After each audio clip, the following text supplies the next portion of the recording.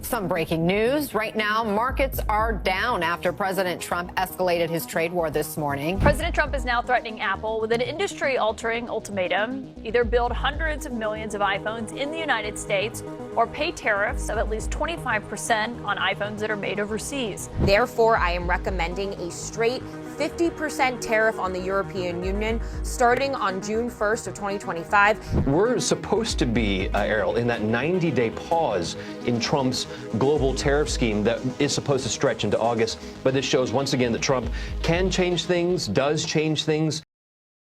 In his latest moves, President Trump made it crystal clear that he's not interested in making trade deals. Instead, he's laser-focused on hitting Europe where it hurts with aggressive tariffs. He told journalists at the Oval Office that he does not want any negotiations with Europe. He only wants the EU to pay what he demands. I'm not looking for a deal. I mean, we've set the deal, it's at 50%. But again, there is no tariff if they build their plant here. The shockwave started when Trump demanded Apple move every single step of its iPhone production back to the US. Not just assembly, but the entire supply chain, or face a crushing 25% tariff. And it's not just Apple. Samsung and other manufacturers are caught in the crossfire, with a tight deadline looming at the end of June. Do you have the power to tariff one single company? And why would you want to hurt an American company in that way? It would be more. It would be also Samsung and anybody that makes that product. Otherwise, it wouldn't be fair. But here's the real bombshell. Trump blindsided the European Union by threatening to slap a staggering 50% tariff on European goods starting June 1st. Blowing up the fragile 90-day trade truce. Europe's response has been cautious and hesitant, trying to downplay the threat as mere proposals rather than firm policy, clearly walking on eggshells to avoid triggering further escalation. I can see this, trying to be careful not to make, as another step. Meanwhile, the markets are crashing once again. The S&P 500, NASDAQ, German stocks, French stocks, you name it, they are all in the red. In this video, we are breaking it all down and explaining the details that will help you understand the true reason why Trump is doing this and why the European Union feels so powerless to react. Before you go on, subscribe and turn on the notification bell. Let's get into it. When President Trump announced his demand that Apple move the entire production of its iconic iPhone back to the United States, he didn't just stop at assembly lines. He insisted that every part of the supply chain, from the tiny microchips to the cameras and batteries, had to be relocated as well, or else the company would face a crippling 25% tariff on all imported devices.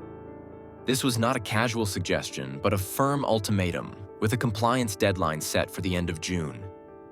It wasn't just Apple caught in this net. Other major smartphone makers, such as Samsung, were also compelled to comply with these demands. The shockwaves of this decision reverberated far beyond US borders. Across the Atlantic, the European Union was blindsided by a sudden threat of 50% tariffs starting June 1st, even though a 90-day pause agreement had been in place to ease escalating tensions. But President Trump, using his preferred platform of Truth Social, abruptly canceled that truce, throwing months of careful diplomatic negotiation into chaos. This surprise move sent the financial markets into turmoil, with Germany's DAX and France's CAC indexes plummeting by more than 2%, while the United Kingdom's FTSE fell about 0.7%. These sharp drops reflected a sudden resurgence of fear and uncertainty among investors, who had been hoping for a calmer trade environment after a brief period of relative stability. So, how has the EU responded so far? The European Union's trade chief just gave a clear and sharp message to the United States. We want a fair deal, not threats. This isn't just talk. If Trump goes through with this, it could shake the global economy, and it might tear apart one of the world's most important trade partnerships. After a tense phone call with top US officials, EU Trade Commissioner Maros Šefčovič said Europe is still open to a deal, but only one based on mutual respect. He added, "We will defend ourselves." That's not just diplomacy. That's a warning. And here's where it gets dangerous.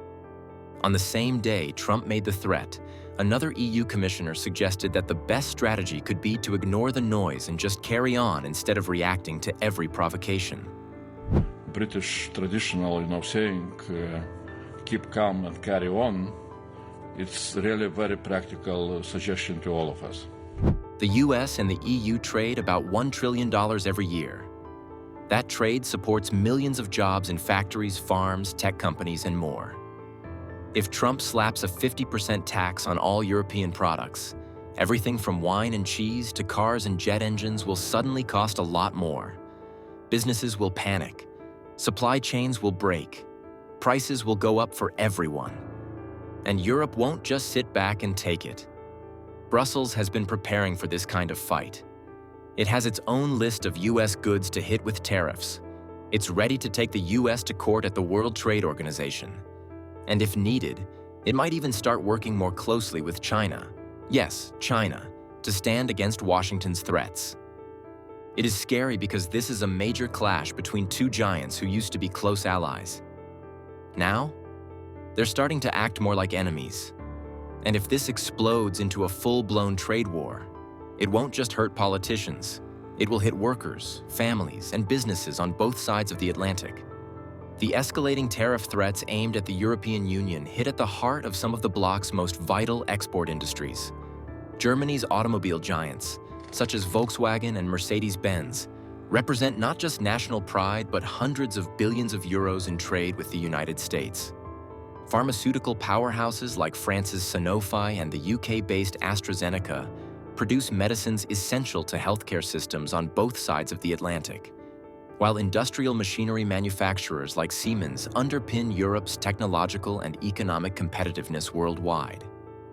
These sectors collectively account for an enormous share of transatlantic trade, and the imposition of tariffs on these industries threatens to upend decades of carefully cultivated economic integration. In the aftermath of Brexit, the United Kingdom is seeking preferential treatment in trade negotiations with the United States, hoping to capitalize on its newly independent status. However, the European Union itself is adopting a far tougher posture, unwilling to be treated as a secondary player or a mere Gulf petrostate whose resources and products can be exploited without consequence. The EU's hardened stance signals a potential fracturing of the long-standing Western alliance, a fracture that risks creating a power vacuum on the global stage.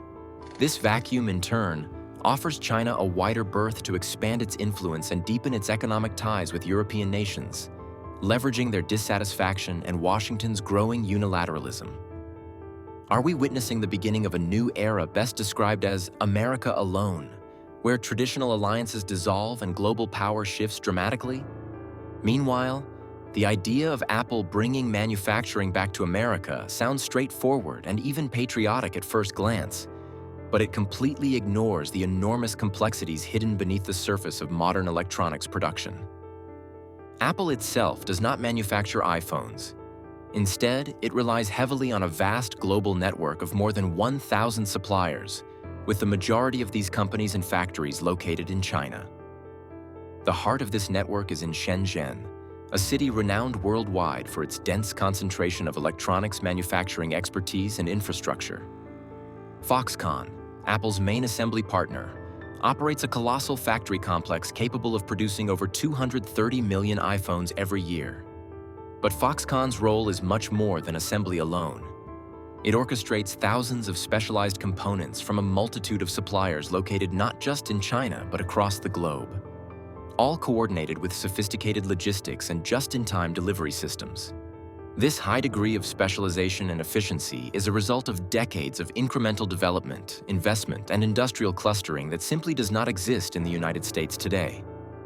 Attempting to replicate this intricate network in America would be a monumental task, requiring the construction of enormous Shenzhen-style megafactories, rapid tooling and prototyping facilities, and the retraining of a workforce that currently lacks experience with these specific, highly complex manufacturing processes.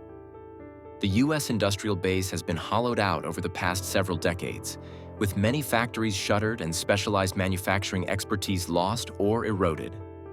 Unlike China, which benefits from vast supplier clusters concentrated in specific cities, The US supply chain is far more fragmented and less integrated for this type of production. Therefore, this is not a simple question of moving assembly lines. It is about rebuilding an entire industrial ecosystem from scratch, a process that could take many years, cost billions of dollars, and still might never match the efficiency and scale of the current Chinese model. This leads to a critical question. Is this aggressive push for reshoring truly about reviving American manufacturing in a sustainable way? Or is it primarily a political performance? And history suggests it may be just that. During President Trump's earlier term, Apple made headlines when it pledged to establish 3 big, beautiful factories in the United States. A promise that excited supporters of American manufacturing, but quickly turned hollow as none of these factories ever came to fruition. But let's look at it from another angle. If Apple were to comply with President Trump's demands and move the entire supply chain to the United States, the economic consequences would be severe and almost immediate for American consumers. The cost of labor in China is significantly lower than in the United States, and Apple's current production model benefits from economies of scale, streamlined logistics, and years of process optimization. Industry experts estimate that these changes could cause the retail price of an iPhone to soar from its current price range of approximately $800 to $1,200 to an eye-popping $3,500, or even more. At that price, the iPhone would no longer be a device that most consumers can afford or justify purchasing. It would instead become a luxury item, accessible only to the wealthiest. Apple would then face a stark dilemma. The company could choose to absorb the higher costs, but this would severely cut into profit margins and potentially undermine its financial health. Alternatively, it could pass the costs entirely onto consumers, risking a sharp drop in sales volumes as customers look for cheaper alternatives or simply forego upgrading their devices. Neither choice is good for the company or the American consumer. Apple's ongoing flirtation with promises to bring massive manufacturing back to the United States is far from a new development. In fact, this is not the first time the company has responded to pressure from the White House with grand declarations that ultimately failed to materialize into tangible factories or production lines on American soil. Instead, Apple's follow-up announcement of a $430 billion investment was mostly centered on enhancing office spaces, expanding research and development facilities, and upgrading digital infrastructure, rather than creating new industrial capacity or jobs for factory workers. This raised serious doubts about the true commitment behind these promises. Now, once again, Apple's CEO, Tim Cook, is floating a similarly ambitious-sounding promise, this time pledging a staggering $500 billion in investment in the United States. However, as before, the announcement is notably vague on specifics. There is little clarity on how much of that money will actually go toward building factories, hiring manufacturing workers, or reshoring critical supply chains. After being burned once, President Trump appears determined not to let Cook off the hook this time, signaling a willingness to enforce compliance and perhaps daring the tech giant to make good on its pledge rather than bluffing again. As the United States increasingly alienates its traditional European allies and disrupts supply chains critical to Asia-bound trade, China is quietly positioning itself to reap the benefits of the chaos it has helped create. Beijing is steadily presenting itself as a reliable and stable alternative for countries seeking secure trade relationships and investment partners. Unlike Washington's aggressive tariff hikes and trade ultimatums, China is pursuing a more calculated diplomatic offensive, forging deeper economic ties with EU economies and other global partners through consistent engagement rather than coercion. While the West is caught in a spiral of internal disputes and tit-for-tat tariffs, China is moving quietly but decisively. Its calm, consistent diplomacy is winning over countries weary of Washington's volatility. By presenting itself as the stable alternative, Beijing is steadily securing new footholds in global supply chains and rewriting the rules of trade. If this continues, the US won't just lose market share, it could lose its role as the anchor of the global economy. And in its place, a China-led system shaped not by threats, but by strategy. We'll be tracking every move, from Apple's next decision to the EU's counterpunch. So make sure you're subscribed and have notifications on. The next chapter in this global showdown is just beginning.